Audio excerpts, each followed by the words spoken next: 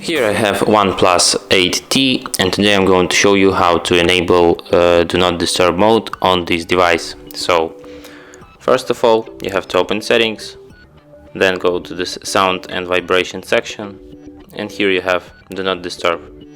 You can switch it here. There's also an option automatically turn on.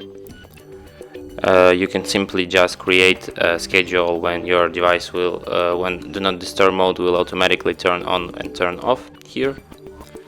Also, you can add exceptions for people, apps, alarms, and other interruptions that you will get when the Do Not Disturb mode is on.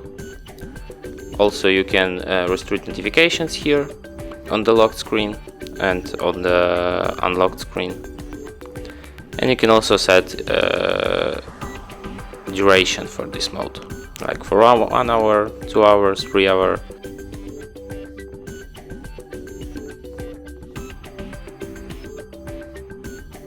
And you can also switch Do Not Disturb mode here at the upper bar. Just tap on it once and you will turn it on and turn it off.